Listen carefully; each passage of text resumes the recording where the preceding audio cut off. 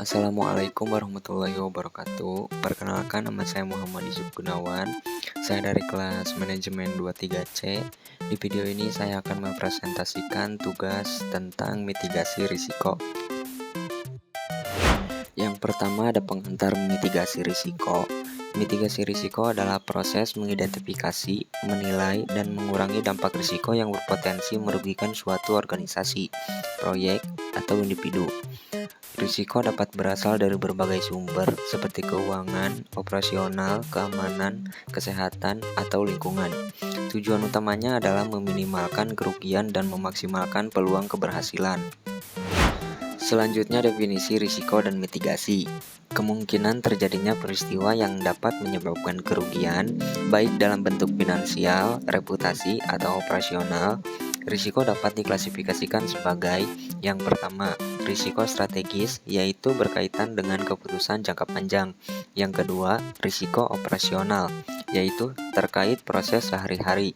Yang ketiga, risiko keuangan, yaitu melibatkan fluktuasi ekonomi. Yang terakhir, risiko kepatuhan, yaitu pelanggaran hukum atau regulasi. Mitigasi risiko, upaya sistematis untuk mengurangi probabilitas atau dampak risiko. Ini bukan menghilangkan risiko sepenuhnya, melainkan mengelolanya agar tetap dalam batas toleransi. Selanjutnya, langkah-langkah mitigasi risiko. Yang pertama, identifikasi risiko. Mengumpulkan data dari sumber seperti analisis historis, survei, atau brainstorming. Contoh, dalam bisnis, risiko bisa berupa kehilangan data akibat serangan cyber. Yang kedua, penilaian risiko. Evaluasi probabilitas dan dampak risiko menggunakan matriks risiko. Misalnya, skala rendah, sedang, tinggi.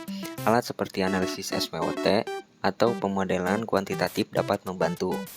Yang ketiga, prioritas risiko. Fokus pada risiko dengan dampak tertinggi. Gunakan kriteria seperti frekuensi, biaya potensial, dan tingkat kontrol. Yang keempat, pengembangan strategi mitigasi. Pilih pendekatan yang sesuai. Di sini ada 4 pendekatan. Yang pertama, hindari, yaitu menghilangkan risiko sepenuhnya, misalnya membatalkan proyek berisiko tinggi. Yang kedua, kurangi, yaitu mengurangi probabilitas atau dampak, misalnya melalui pelatihan atau teknologi. Yang ketiga, transfer, yaitu memindahkan risiko ke pihak lain, misalnya asuransi. Yang keempat, terima, yaitu menerima risiko jika bahaya mitigasi terlalu tinggi. Yang kelima, implementasi dan pemantauan. Menerapkan strategi, memantau efektivitasnya, dan menyesuaikan jika diperlukan.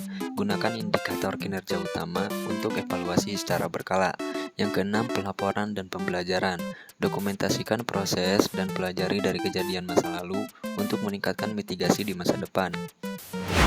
Selanjutnya, strategi mitigasi risiko. Yang pertama, diversifikasi. Seperti dalam investasi, sebarkan risiko untuk menghindari kerugian besar dari satu sumber. Yang kedua, perencanaan kontingensi. Siapkan rencana darurat seperti sistem cadangan atau protokol evakuasi. Yang ketiga, teknologi dan otomasi. Gunakan AI untuk mendeteksi dini risiko atau sistem keamanan untuk mencegah pelanggaran. Yang keempat, pelatihan dan budaya. Membangun kesadaran risiko melalui edukasi karyawan. Yang kelima, asuransi dan kontrak. Lindungi aset dengan polis, asuransi, atau klausul kontrak. Kesimpulannya, mitigasi risiko bukanlah tugas satu kali, melainkan proses berkelanjutan yang memerlukan komitmen dari semua pihak yang terlibat. Dengan memahami bahwa risiko tidak dapat dihilangkan sepenuhnya, organisasi dapat membangun ketahanan yang lebih kuat melalui identifikasi dini, strategi adaptif, dan pembelajaran dari pengalaman. Dampak positif dari mitigasi risiko yang efektif meliputi penghematan biaya jangka panjang, peningkatan kepercayaan pemangku kepentingan, dan berkemampuan untuk berinovasi tanpa takut gagal.